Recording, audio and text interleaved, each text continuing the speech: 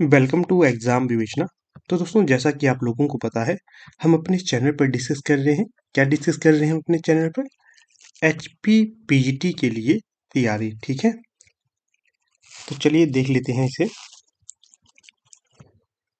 तो देखिएगा, जैसे कि आप लोगों को पता है, हम तैयारी कर रहे हैं एचपी पीजीटी के लिए। फर्स्ट पेपर जो है काफ़ी महत्वपूर्ण है। ये जो तैयारी की जो हमारी सीरीज़ है, ये जो सीरीज़ है काफ़ी महत्वपूर्ण होगी। जो भी आपको वीडियोस यहाँ पर उपलब्ध होते हैं, हर एक को आप ध्यानपूर्वक देखिएगा और नोट्स भी बनाते रहिएगा। क्यों? क्योंकि देखिए, जो ये प्रश्न पत्र के लेवल हैं जो आपके समक्ष में लाता हूँ, ये आपको हूबहू इसी लेवल के आएंगे। आप एनालाइज कर सकते हैं कि कैसे प्रश्न पूछे जा रहे हैं और कैसे आपकी पीजीटी की परीक्षा हेतु पूछे जाएंगे। जो ये प्रश्न पत्र है, ये वेटनरी की परीक्षा थी, हाल ही में हुई थी। इसमें मैं आपको संपूर्ण क्वेश्चन पेपर करवाऊंगा। ठीक है, इससे आपको पूरा आइडिया मिलेगा कि कैसे आपने तैयारी करनी है। इंग्लिश में किस तरह के क्वेश्चन पूछे जा रहे हैं, एचपी पीजीटी के लिए महत्वपूर्ण रहेगा ना ये। इंग्लिश में किस तरह के क्वेश्चन पूछे जाएंगे और हिंदी के किस तरह के क्वेश्चन पूछे जाएंगे, HP GK, India GK, world GK कैसे क्वेश्चन पूछे जा रहे हैं, साथ में करंट अफेयर के कैसे क्वेश्चन पूछे जा रहे हैं और बजट के कैसे क्वेश्चन पूछे जा रहे हैं। इससे आपको पूरा आइडिया मिल जाएगा, पूरा का पूरा आइडिया मिल जाएगा। ठीक है, तो ध्यान से इस वीडियो को देखिएगा, शुरू से लेकर अंत तक आपको काफ़ी फायदा मिलने वाला है। यहाँ पर हम 50 क्वेश्चन देखेंगे।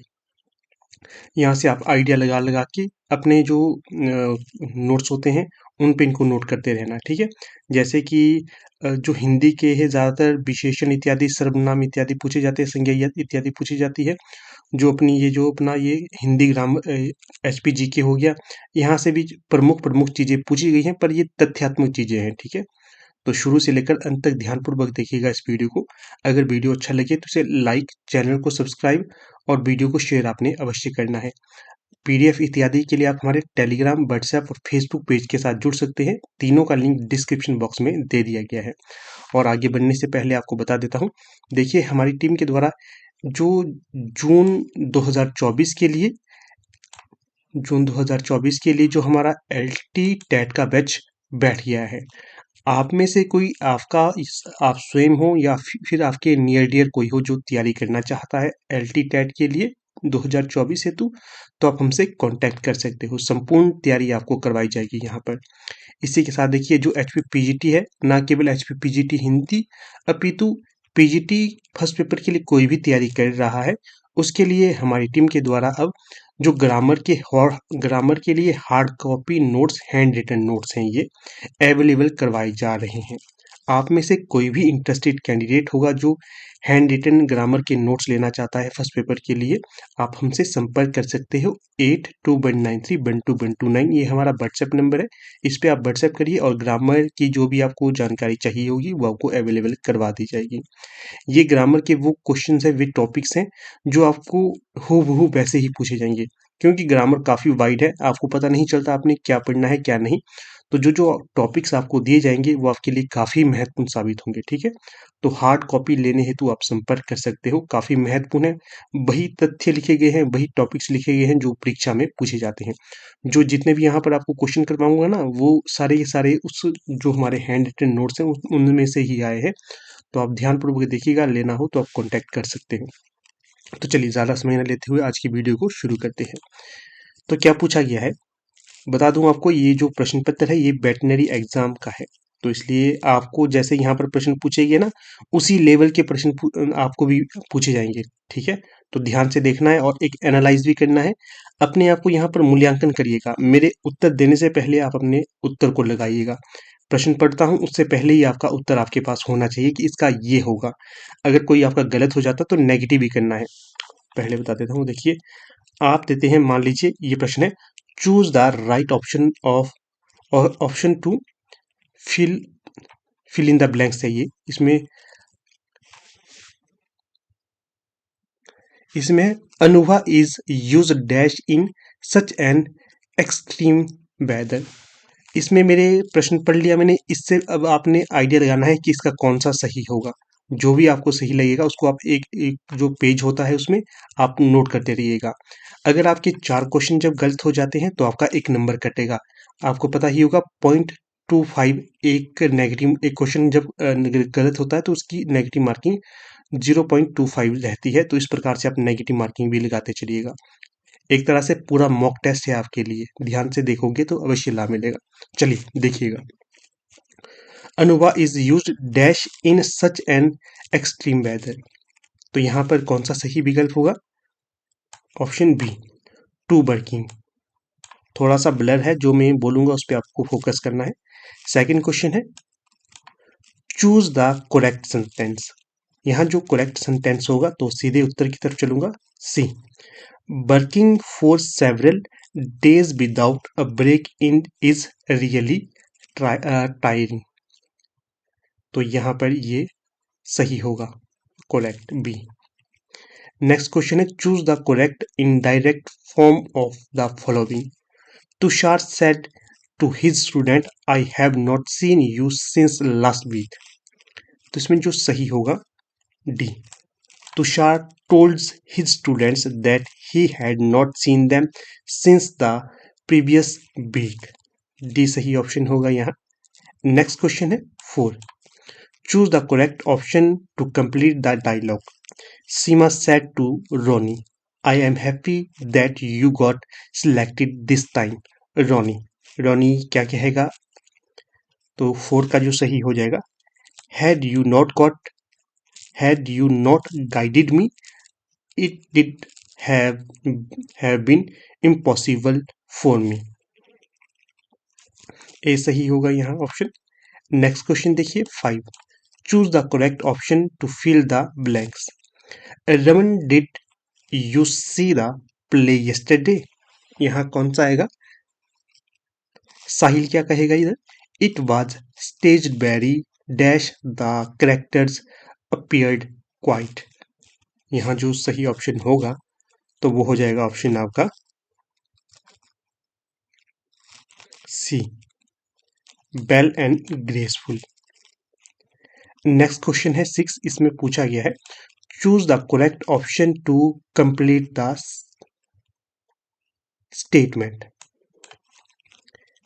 अ सब्स्टिट्यूट इज, क्या आएगा इधर? अ सब्स्टिट्यूट इज, तो 6 का सही हो जाएगा B, a substitute is something that is used instead of something else. B सही ऑप्शन होगा यहाँ। नेक्स्ट क्वेश्चन है 7, choose the correct option to fill in the blanks. You are new, you are new to this campus, you need to dash the norms. 7 का जो सही होगा, एक्वाइंट your self with. थोड़ी सी मेरे प्रोनाउंस में ऊपर नीचे हो सकता है, आप अपने हिसाब से प्रश्न को पढ़िएगा फिर इसका उत्तर लगाइएगा, ठीक है। नेक्स्ट क्वेश्चन देखिए 8, इसमें क्या पूछा गया है, choose the correct option to fill in the blanks. You have offered two option so far, whether I want the former और the dash, I will decide it. तो 8 का जो सही ऑप्शन हो जाएगा बी।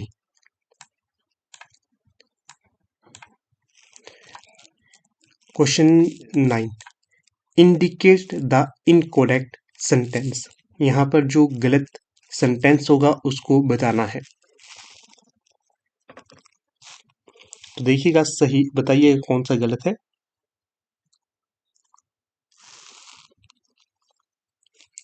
तो जो 9th का सही होगा C, the teacher with all his scholar have reached well in time. ये यहाँ पर रॉन्ग होगा, बाकी ये सही है। The teacher with all his scholars reached well in time, the teacher with all his scholar has reached. Next जो है ये भी सही है, the teacher and his scholar have reached well in time.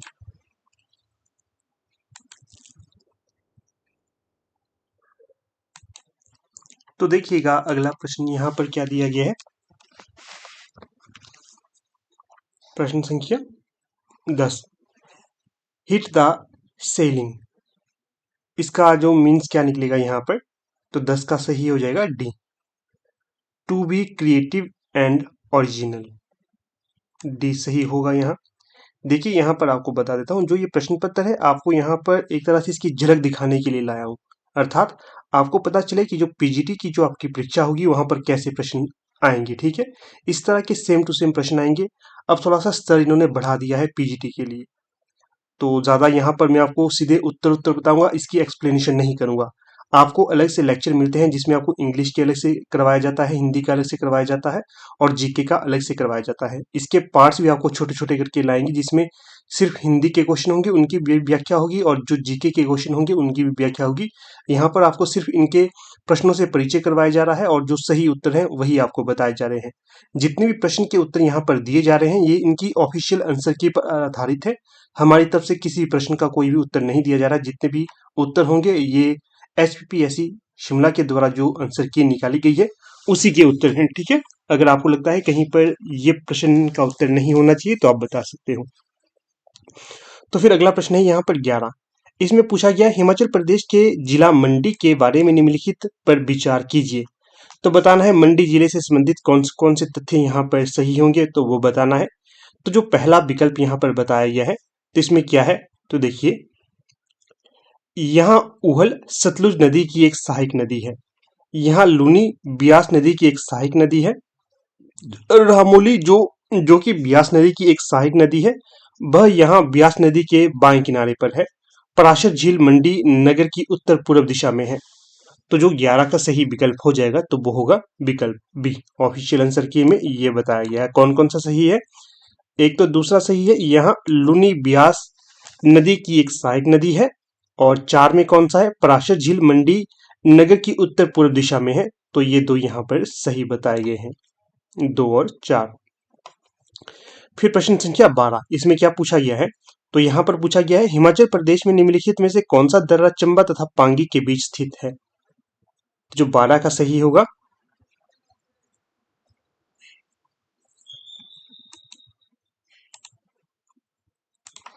तो जो सही विकल्प हो जाएगा तो ये हो जाएगा आपका 12 का ए, साच दर्रा। चंबा और पांगी के बीच में जो दर्रा स्थित है तो ये साच दर्रा हो जाएगा। तो यहाँ पर आपको एक करेक्शन करवा देता हूँ, 10 का जो हिट द सेलिंग, इसका जो सही उत्तर होगा तो ये होगा 10वें का ए, ना कि डी होगा। टू बी एक्सट्रीमली एंग्री, बहुत ज्यादा गुस्सा होना, इसका ये अर्थ निकलता है हिट द सेलिंग। ये डी नहीं होगा, इसमें आप करेक्शन कर लेना। अगला प्रश्न देखिए 13, इसमें पूछा गया है हिमाचल प्रदेश के हमीरपुर जिले के निम्नलिखित किस जनगणना में महिलाएं 1000 प्रति पुरुष से अधिक थीं। तो वो वर्ष बताना है किस वर्ष ये संभव था। तो जो 13 का सही ऑप्शन होगा 1981 में ये स्थिति थी कि 1000 प्रति पुरुषों से अधिक महिलाएं थी। नेक्स्ट क्वेश्चन देखिए यहाँ पर 14, इसमें क्या पूछा गया है हिमाचल प्रदेश की एनिमल हस्बेंड्री के बारे में निम्नलिखित में से कौन सा तथ्य सही है। तो जो सही यहाँ होगा तो वो होगा ऑप्शन बी। 2019 की पशुधन जनसंख्या भारत की समस्त पोल्ट्री में राज्य के भाग का 0.16% वर्णन करती है। तो ये सही होगा यहाँ। अगला क्वेश्चन 15, हिमाचल प्रदेश ने निम्नलिखित किस वर्ष में अपने ग्रॉस स्टेट डोमेस्टिक प्रोडक्ट्स अर्थात GSDP में साइंटिफिक रिसर्च एंड डेवलपमेंट पर कम प्रतिशत व्यय किया है। तो 15 का जो सही होगा तो वो होगा ए, 2020 से 2021। अगला क्वेश्चन यहाँ है हिमाचल प्रदेश सरकार के वर्ष 2022 में समाज कल्याण प्रोग्रामों में निम्नलिखित में से कौन सा सही है। तो 16 का जो सही विकल्प होगा तो वो होगा डी। 70 वर्ष से ऊपर की आयु वाले वृद्ध व्यक्तियों को 1700 रुपए मासिक पेंशन मिलेगी। अगला क्वेश्चन है 17, हिमाचल प्रदेश में निम्नलिखित में से कौन सा स्थान अपने जिले के साथ सही सुमेलित है। 17 का सही विकल्प क्या होगा, तो ये हो जाएगा 17 का कि जो गलांग है ये सोलन में स्थित है, बाकी सारे सुमेलित नहीं है। अगला क्वेश्चन देखिए 18, हिमाचल प्रदेश में निम्नलिखित किस वर्ष सबसे अधिक ग्राम पंचायतों की संख्या थी। 18 में सही होगा 2020 से 21 में सबसे अधिक ग्राम पंचायतों की संख्या थी। अगला क्वेश्चन है 19, पेखुबेला अर्थात पेखुआ बेला, जिसमें हिमाचल प्रदेश का बहुत बड़ा सौर प्लांट लग रहा है, किस जिले में है? ध्यान रखना है कैसा प्लांट है, सौर प्लांट है ये। तो 19 का जो सही विकल्प हो जाएगा तो वो हो जाएगा आपका सी, उन्ना में। ये भी प्रश्न बन सकता है कि ये कैसा प्लांट है, ये सौर प्लांट है पेखुबेला। अगला प्रश्न देखिएगा 20, हिमाचल प्रदेश के कांगड़ा जिले में मशहूर मंदिरों के समूह के बारे में निम्नलिखित पर विचार करें और सही का चयन करें। तो जो 20 का सही विकल्प होगा तो वो होगा विकल्प बी, यह वर्तमान में 15 मंदिरों का एक समूह है। 20 का सही बी। अगला प्रश्न है 21, हिमाचल प्रदेश के निम्नलिखित में से किस विधानसभा चुनावों में सबसे अधिक महिलाएं प्रतियोगी विजयी बनी? इसी तरह के प्रश्न पूछे जाते हैं, कॉलेज कैडर में ही ऐसे ही प्रश्न आए थे, तो आपको भी ऐसे प्रश्न याद रखने हैं। तो 21 का सही होगा, 2007 में सबसे अधिक विधानसभा चुनावों में जो सीटें प्राप्त की थी महिलाओं ने की थी, अर्थात आज तक के रिकॉर्ड की बात करी जा रही है कि आज तक के हिसाब से 2007 में सबसे अधिक महिला विधानसभा क्षेत्र में पहुंची थी, विधानसभा सीटें उन्होंने प्राप्त की थी महिलाओं ने। वर्तमान समय में कितनी महिलाओं ने विधानसभा क्षेत्र में चुनी गई हैं, कितनी है वो एमएलए, आप बताइएगा।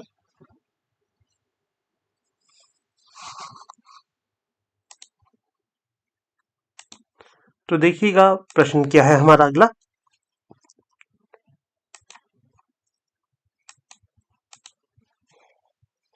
एक सेकेंड।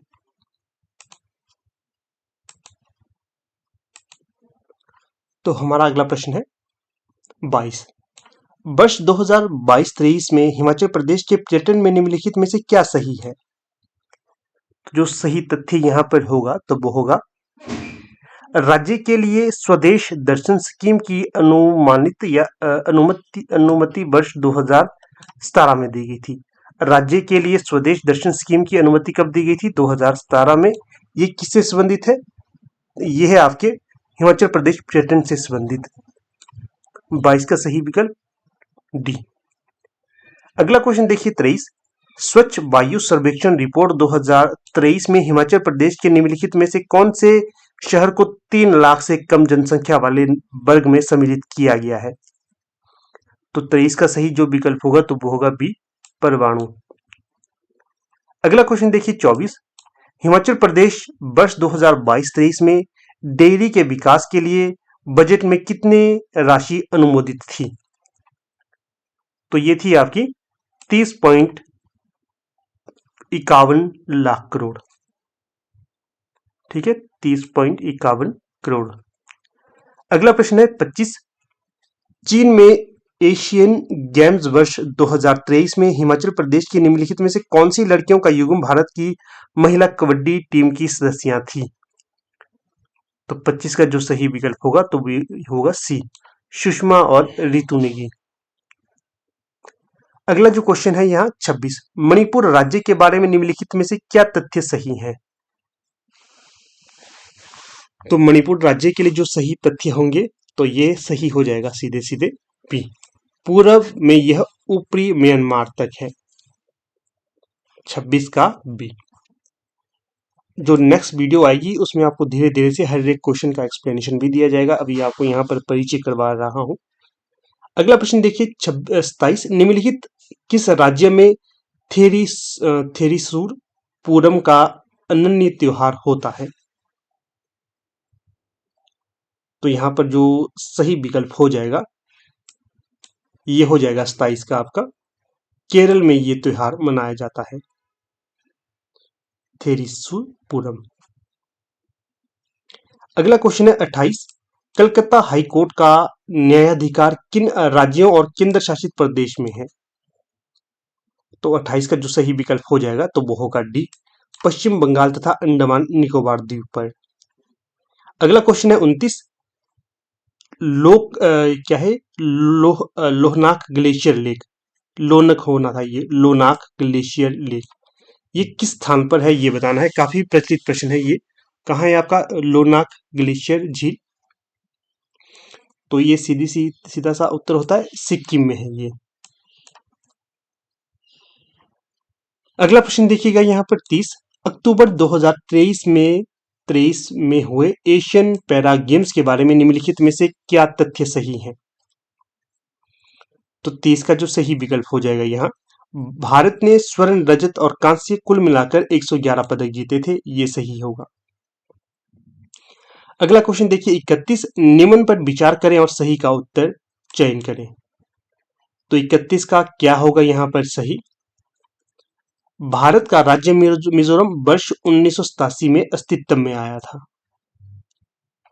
फिर अगला प्रश्न देखिए 32 मूडीज ने भारत की वर्ष 2023 से 24 में लेटेस्ट आर्थिक विकास की जो रिपोर्ट निकाली थी, उसमें जो दर थी भारत आर्थिक विकास दर क्या रहेगी, ये कि बताना है कितनी दर रहेगी भारत की 2023 से 24 के लिए।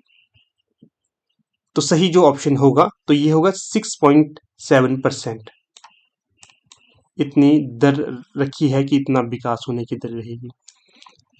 अगला प्रश्न 33 निम्नलिखित कौन सा भारतीय संविधान का संशोधन जो संसद तथा राज्य की विधानसभाओं में महिलाओं को 1/3 सीटों का आरक्षण निर्धारित करता है। क्या होगा यहां पर सही विकल्प, विकल्प डी 128वां अमेंडमेंट 2023।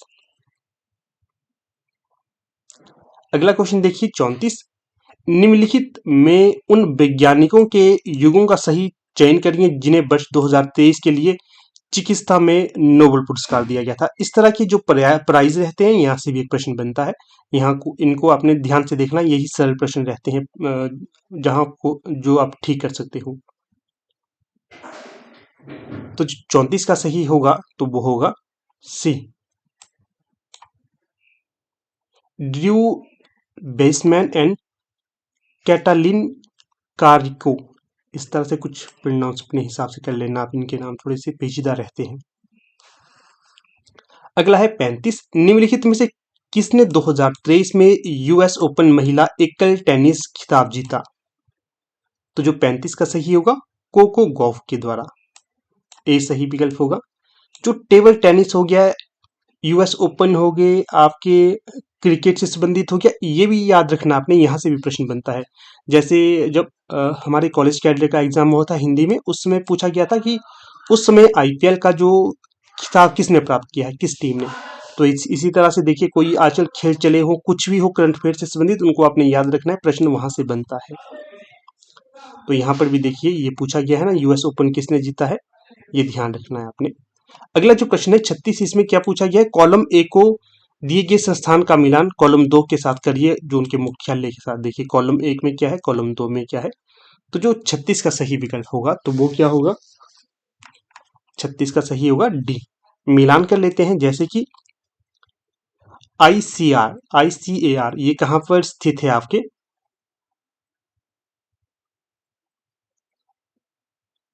तीन के साथ सम्मिलित हो जाएगा ये। फिर अगला है राष्ट्रीय डेयरी विकास बोर्ड, ये कहाँ है, ये आपके आनंद में है, गुजरात।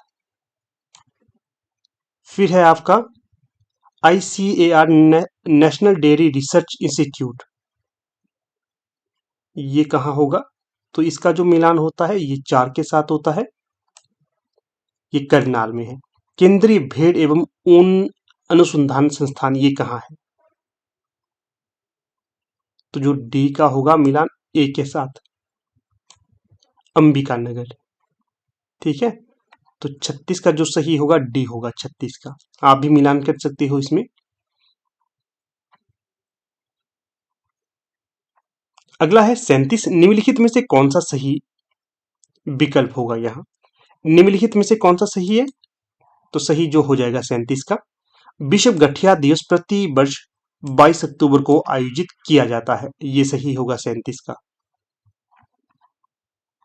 अगला प्रश्न देखिए 38 निम्नलिखित में से किस राष्ट्र को संयुक्त राष्ट्र महासभा द्वारा अगले 2 वर्ष 2023-24 के कार्यकाल के लिए सुरक्षा परिषद के गैर स्थायी अर्थात अस्थायी सदस्य के रूप में चुना गया है। तो इसमें कौन आएगा, तो जो सही विकल्प हो जाएगा यहाँ, तो ये होगा आपका कंबोडिया।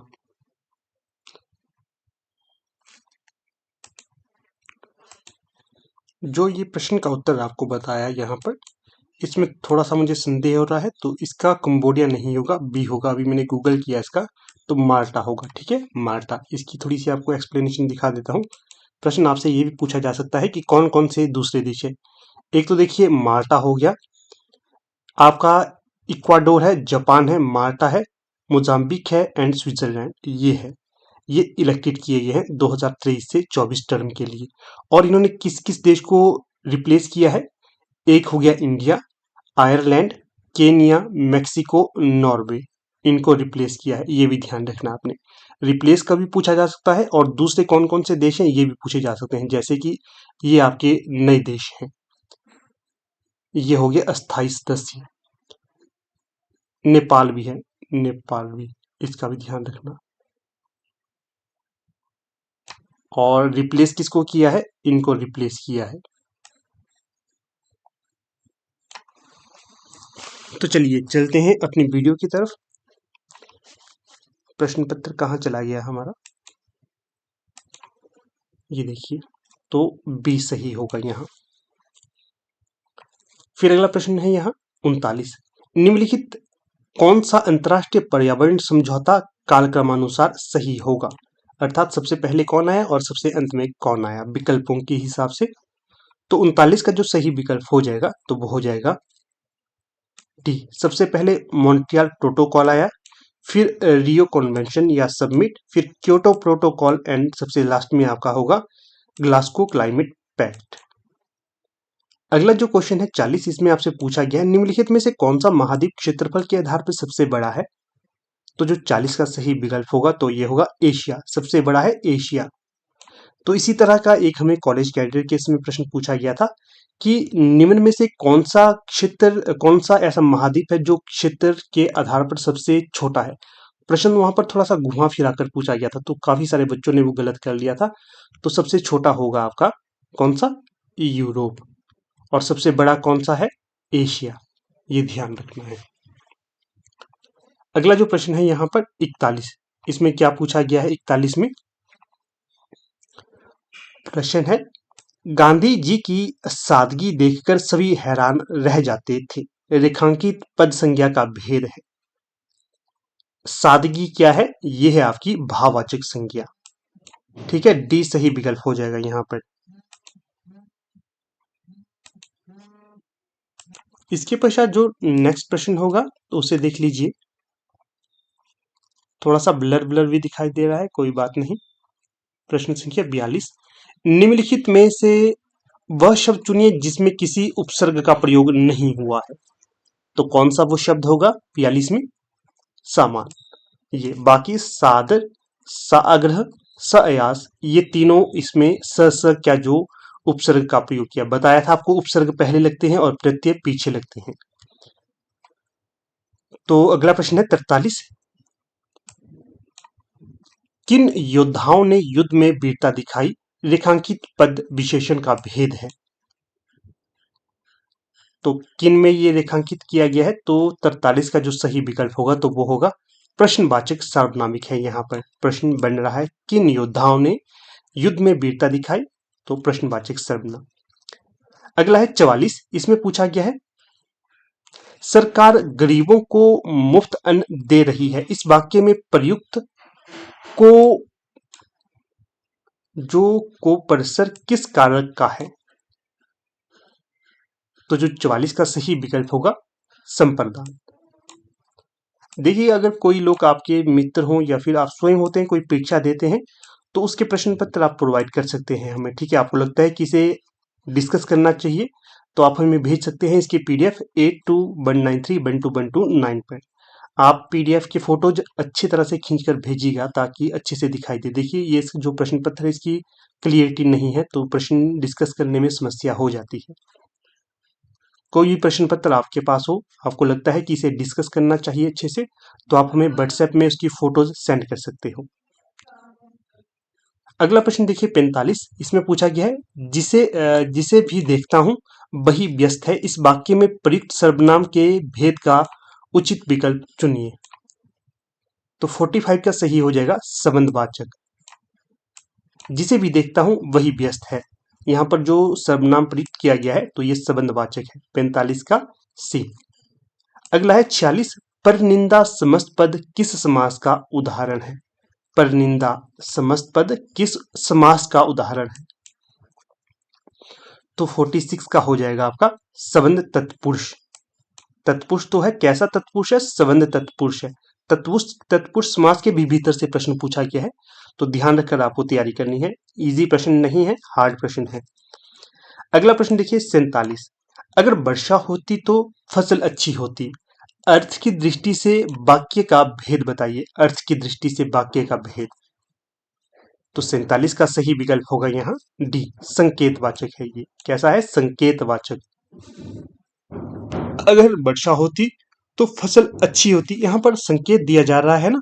अगर मोहन अच्छा पढ़ता, बहुत ज्यादा पढ़ता या समय समय पर पढ़ता रहता तो वो फर्स्ट आता। ये चीजें कह रहे हैं, इस तरह के प्रश्न आते हैं, ये उदाहरण दे रहा हूं मैं आपको। अगला है 48, चरण धरत चिंता करत चितवन चारों ओर, सुबरन को खोजत फिरत कवि व्यभिचारी चोर। तो कौन सा यहाँ पर सही उत्तर होगा? कौन सा अलंकार यहाँ पर प्रयोग किया गया है? सुबरन। जो सुबरन है, देखिए यहाँ पर कई अर्थ, इस जो सुबरन को लेकर कई अर्थ निकलते हैं, तो सुबरन में कई अर्थ चिपके हुए हैं एक ही शब्द में, तो कौन सा अलंकार प्रयोग किया जाता है वहां पर? शलेश। ठीक है, 48 का सही सी होगा। अगला प्रश्न है 49, निम्नलिखित में से शुद्ध शब्द का विकल्प है, तो 49 का होगा सी, अनुग्रहित। इस तरह से लिखा जाता है, अनुग्रहित का ये रूप शुद्ध होगा।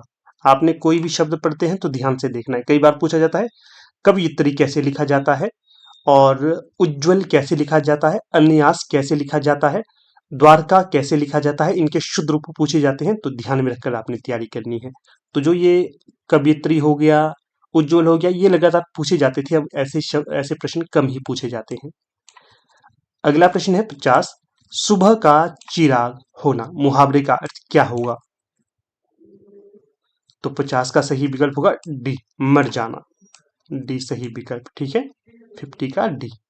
तो देखिए दोस्तों, कुछ इस प्रकार से हमने यहाँ पर 50 प्रश्नों को आपके साथ डिस्कस किया।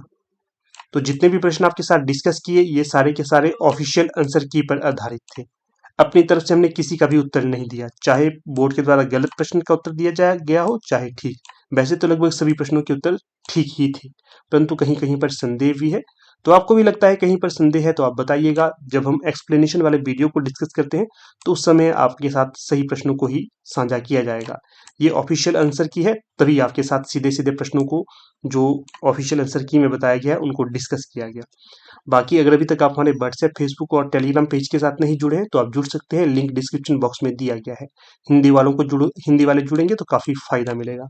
ठीक है, तो चलिए यहाँ पर अब अपनी वीडियो का समापन कर लेते हैं। अगर वीडियो अच्छी लगी हो तो आप वीडियो को अवश्य लाइक कीजिएगा। ये इनकी ऑफिशियल आंसर की है, देखिए यहाँ पर। तो ठीक है, अब यहाँ पर वीडियो का समापन कर लेते हैं। धन्यवाद।